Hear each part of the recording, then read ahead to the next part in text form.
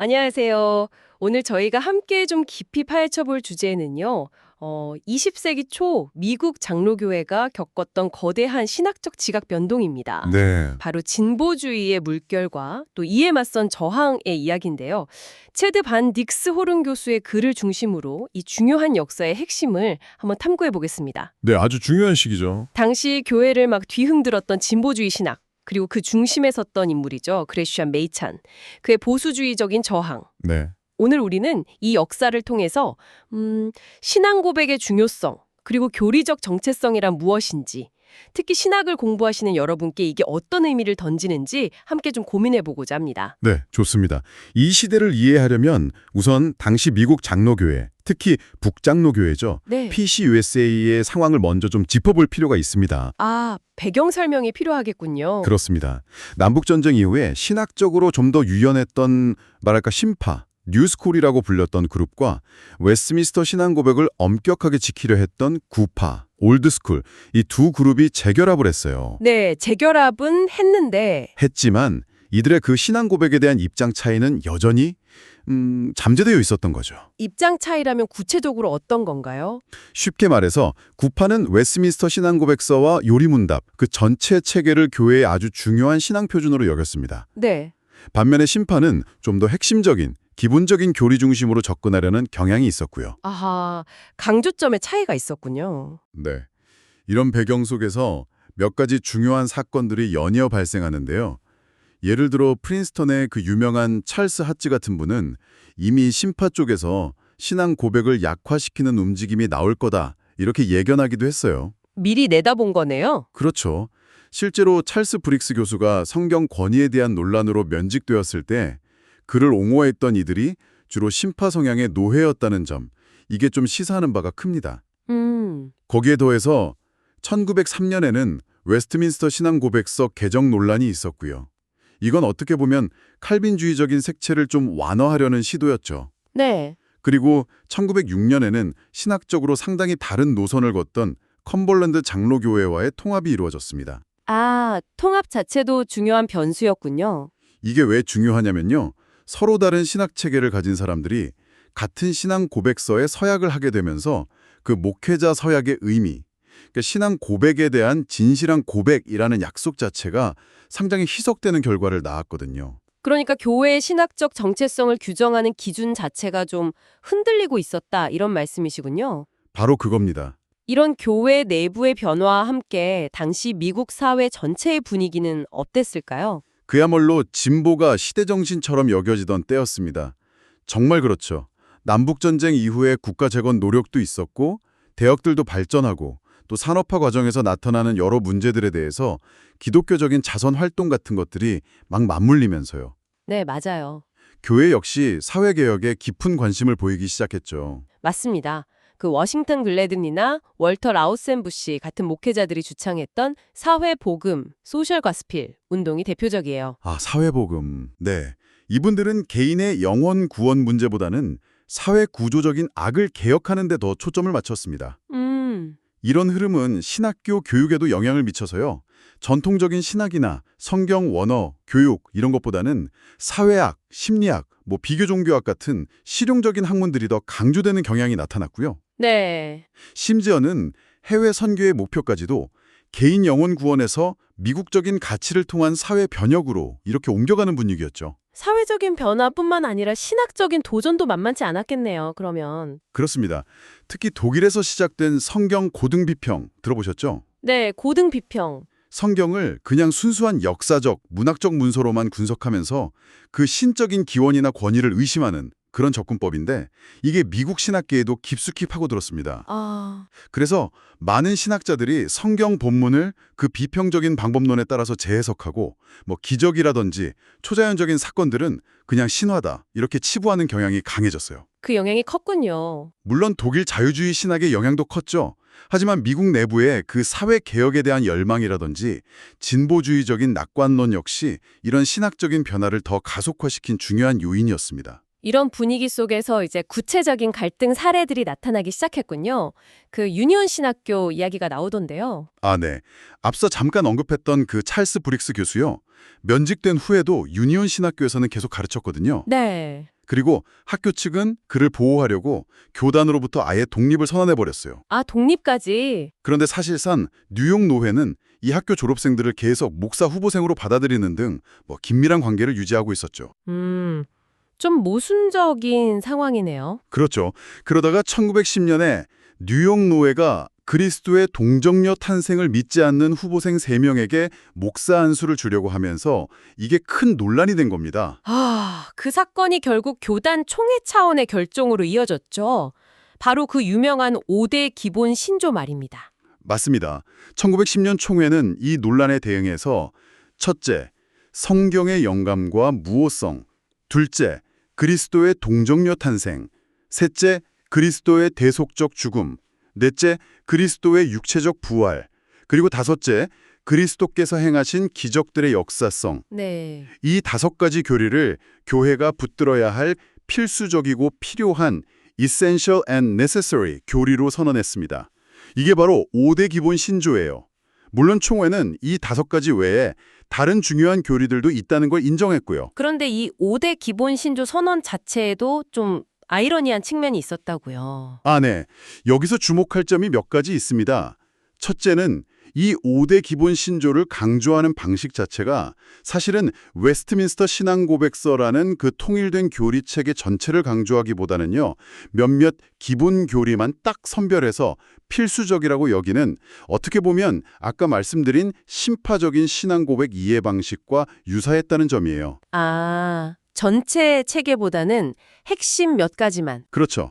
이게 나중에 근본주의 운동으로 이어지는 흐름과도 연결지어 생각해 볼 수 있습니다. 네. 둘째는 이 사건이 이미 컴벌랜드 장로교회와의 통합 같은 걸 거치면서 목회자들의 신앙고백 서약 기준이 얼마나 느슨해졌는지를 역설적으로 보여준다는 겁니다. 아, 그렇군요. 단순히 신앙고백서를 가지고 있다는 사실만으로는 부족하고 그 내용을 정말 진정으로 믿고 고백하는 그 서약의 진실성이 중요하다는 걸 보여준 셈이죠. 서약의 진정성. 네. 그리고 셋째로 좀 놀라운 점은 이렇게 어떻게 보면 축소된 형태의 신앙 고백주의에 대해서 구파의 중심이었던 프린스턴 신학교조차 이렇다 할 강력한 반론을 제기하지 않았다는 거예요. 프린스톤도요? 네.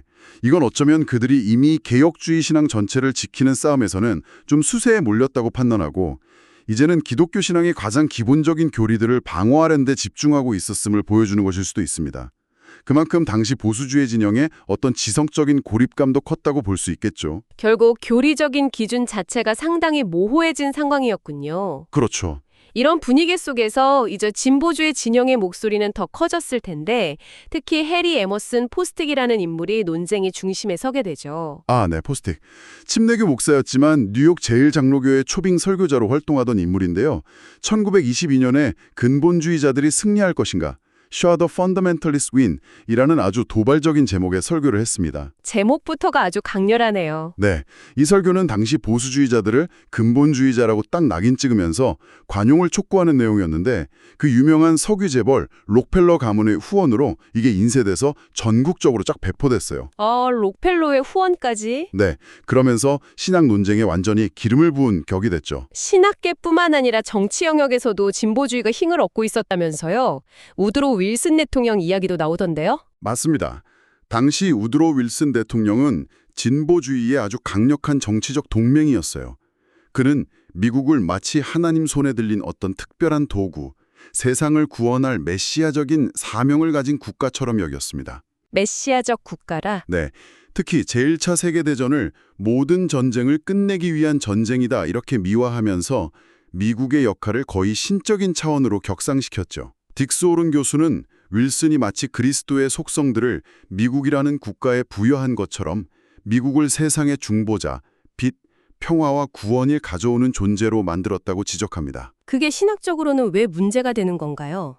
국가가 좋은 역할을 하는 건데. 딕스 오른은 이게 어떤 면에서는 초기 웨스트민스터 신앙고백서 23장 3항에서 국가 위정자에게 좀 과도한 종교적 역할을 부여했던 것과 유사한 문제점을 안고 있다고 봐요. 아, 초기 신앙 고백서와 비교해서요? 네, 즉 국가가 교회의 역할을 대신하거나 혹은 교회가 세속 정치의 목적에 종속될 위험성을 내포하고 있다는 거죠. 결국 신앙이 정치적인 이데올로기의 도구가 될 수 있다는 그런 경고입니다. 정말 격동의 시대였군요. 신학적으로, 사회적으로, 정치적으로 거대한 변화의 물결이 교회를 막 덮치고 있었던 상황인데 바로 이때 그레시안 메이첸이라는 인물이 등장합니다. 어떤 인물이었나요? 그레시안 메이첸, 제이 그레시안 맥켄, 1881년에 태어나서 1937년에 돌아가셨는데 남부의 아주 유서 깊은 가문 출신이고요. 존스 홉킨스 대학에서 고전학을 전공한 엘리트였습니다. 네. 이후 프리스턴 신학교에 입학했고 또 독일 마르부르크 대학에서 유학하면서 당대 최고의 자유주의 신학자들, 예를 들면 빌헬렘 헤르만 같은 사람들에게 직접 배웠어요. 아니, 보수적인 신념을 가진 분이 왜 굳이 자유주의 신학의 중심지에서 공부를 했을까요? 그게 좀 궁금하네요. 그 점이 아주 흥미로운데요. 메이츠는 이렇게 답했다고 해요. 프린스턴은 학생들에게 학문의 현 상태를 숨기지 않는다.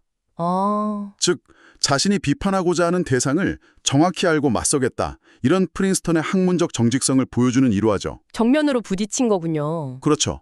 그는 자유주의 신학의 도전을 피하지 않고 직접 부딪히면서 자신의 그 정통신앙을 오히려 더 확고하게 다듬어 갔습니다. 그리고 이후에 모교인 프린스턴 신학교에서 신학학 교수로 봉직하게 되죠. 그리고 앞서 언급됐던 그 포스틱의 도발적인 설교에 대한 가장 강력한 응답을 내놓게 되는 거군요. 바로 그 유명한 책 기독교와 자유주의, Christianity and Liberalism죠. 맞습니다. 1923년에 출간된 이 책은 정말 20세기 신학사에서 빼놓을 수 없는 중요한 저작으로 평가받습니다. 네. 메이첸은 서문에서 이 책을 쓴 목적이 단순히 논쟁에서 이기려는 게 아니다. 이기려는 게 아니고요. 네, 오히려 독자 스스로 결정할 수 있도록 쟁점을 가능한 한 날카롭고 명확하게 제시하려는 것이라고 밝혔어요. 아, 명확하게 제시해서 스스로 판단하게 한다. 그렇죠. 이 책에서 메이첸이 제시했던 핵심 주장은 구체적으로 무엇이었나요? 메이첸의 그 핵심적인 통찰은요, 자유주의 신학이 단순히 기독교의 한 변형이 아니라는 거예요. 변형이 아니다. 네, 기독교와는 근본적으로 다른 신념 체계, 즉 다른 종교다 이렇게 본 겁니다. 다른 종교다. 상당히 강한 주장이네요. 그렇죠. 그는 문제가 성경 무어성이나 동정녀 탄생 같은 그런 개별 교리 차원을 넘어선다고 갔어요. 예를 들어서 그의 동료 교수 중에는 성경 무어성을 믿지 않으면서도 그냥 온건파로 분류되는 사람도 있었거든요. 이런 상황에서 메이첸은 자신이 단순히 특정 교리를 변호하는 게 아니라 교리 그 자체, 즉 기독교 신앙의 근간을 이루는 객관적인 진리체계의 생존을 위해 싸우고 있다. 이렇게 확신했던 겁니다. 특히 그 목사 안수 서약의 정직성 문제를 아주 강하게 제기했죠. 아, 네. 아주 중요하게 다뤘습니다. 장로교 목사 후보자는 안수받을 때 이런 질문을 받거든요.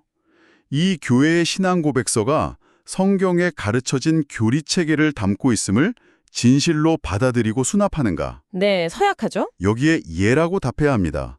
메이첸은 이 서약의 엄중함을 강조하면서 아니 어떻게 서약을 하고 나서 바로 그 신앙 고백서의 내용과 성경의 권위를 공공연히 부정할 수 있느냐 이렇게 통렬하게 비판했어요. 일종의 위선이라는 거군요. 그렇죠. 그는 신앙 고백서의 명확성을 강조하면서 신앙 고백서는 결함이 있을지는 몰라도 명확성이 부족하지는 않다고 단언했죠. 메이첸이 강조했던 그 교리 체계라는 개념이 중요해 보이네요. 매우 중요합니다. 메이첸은 단순히 개별 교리들의 어떤 목록이 아니라 웨스트민스터 신앙고백서와 같은 역사적 신조에 담겨있는 통일되고 일관된 교리 체계, 라틴어로는 시스테마 세올로기아라고 하죠. 시스템으로서의 신학. 네, 이 체계의 중요성을 강조했습니다. 모든 교리가 어떻게 유기적으로 연결되어서 하나의 신학을 이루는가, 이게 중요하다는 거죠. 그는 역사적 신조들이 그냥 과거의 유물이 아니다. 오히려 오류를 배제하고 교회의 순결을 보존하기 위해 성경적 가르침과 그에 반대되는 것을 날카롭게 대조하기 위한 아주 중요한 도구라고 역설했습니다. 메이첸의 이런 날카로운 문제 제기에 대해서 당시 교단 내의 반응은 어땠습니까? 공식적인 반박이 나왔습니다. 1923년 말에요. 어번선언이라는 문서가 발표됐고 약 1,300명이나 되는 목회자들이 여기에 서명을 했어요. 1,300명이요? 굉장히 많네요. 네, 엄청난 숫자죠.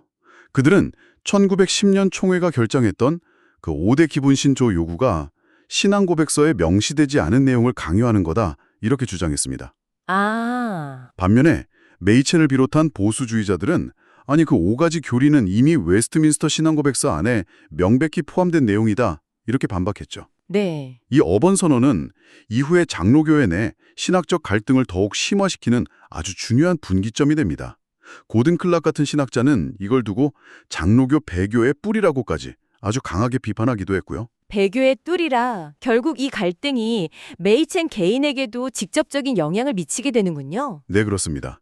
1926년에 총회가 프린스턴 신학교 문제를 조사하기 위한 위원회를 임명했는데 사실상 그 주된 표적은 메이첸이었어요. 아, 메이첸을 겨냥한 거였군요. 네, 결국 메이첸과 또 그를 지지하던 교수들은 프린스턴 내에서의 어떤 압박과 소외에 맞서서 1929년에 필라델피아의 웨스트민스터 신학교, 웨스트민스터 티올로지컬 세미나리를 새롭게 설립하게 이릅니다. 아, 그래서 웨스트민스터 신학교가 세워진 거군요. 네, 바로 이 갈등 속에서 탄생한 거죠. 갈등이 신학교뿐만 아니라 선교 현장으로까지 확산되었다고요? 그렇습니다.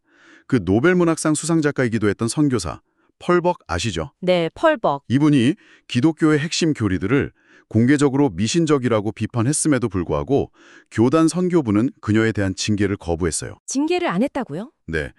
또 록펠러 재단의 후원으로 발간된 선교를 다시 생각한다, Rethinking Missions라는 보고서가 있었는데 이건 역시 기독교의 유일성을 약화시키고 인도주의적인 사업을 선교의 우선순위로 두는 그런 내용을 담고 있었죠.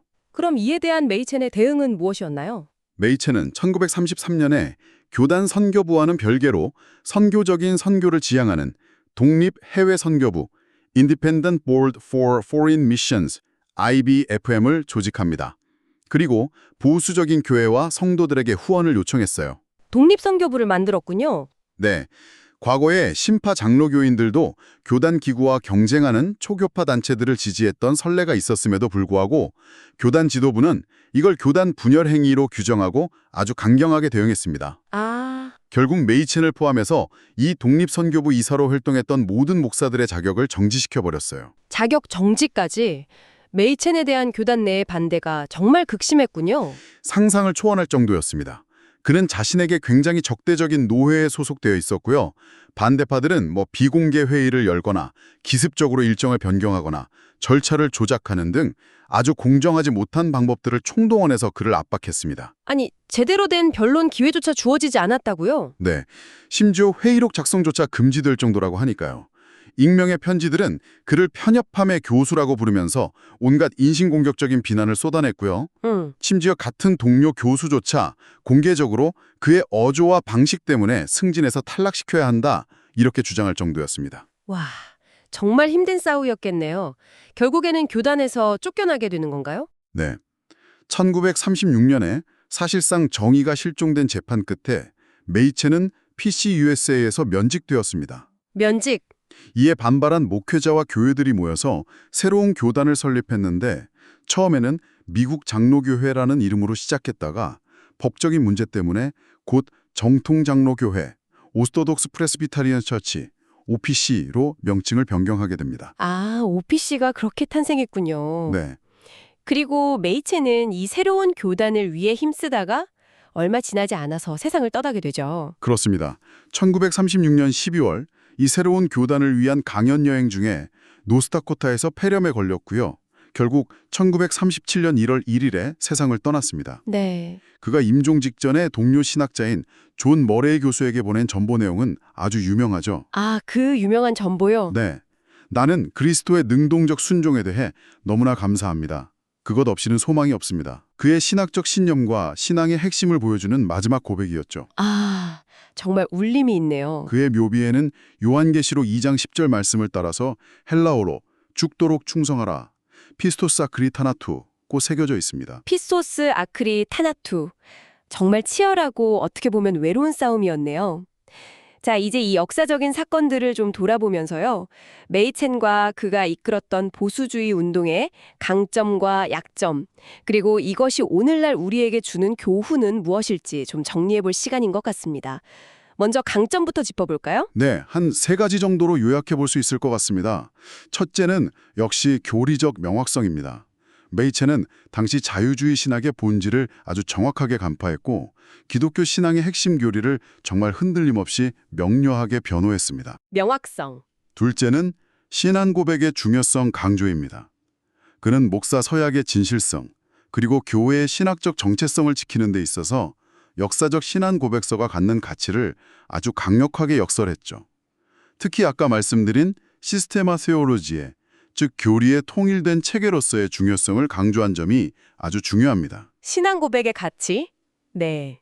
그리고 셋째는 성경의 권위에 대한 확고한 믿음입니다. 모든 논쟁의 가장 밑바탕에는 성경을 하나님의 영감받은 무오한 말씀으로 믿는 그의 확고한 신념이 자리하고 있었습니다. 그렇군요.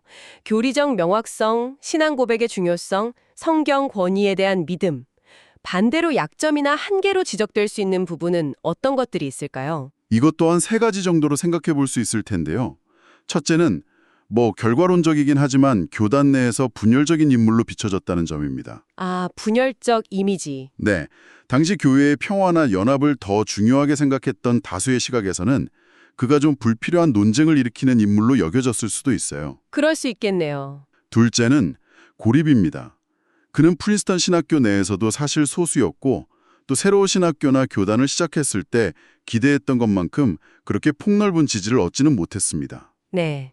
그리고 셋째는 독립선교부 조직과 같은 그의 어떤 전략적인 선택이 결과적으로는 교단 내에서의 그의 입지를 더욱 어렵게 만들고 또 비판자들에게 공격의 빌미를 제공했다는 그런 평가도 가능합니다. 전략적인 부분에서의 아쉬움. 그렇군요.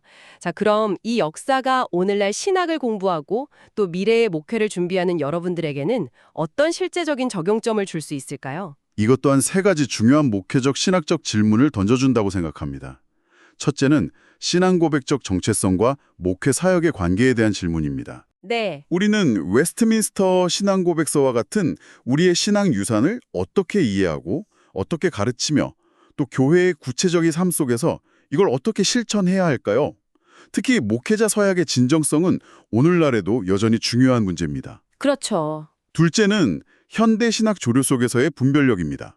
오늘날에도 여전히 다양한 신학적인 도전들이 존재하잖아요. 네, 끊임없이 있죠.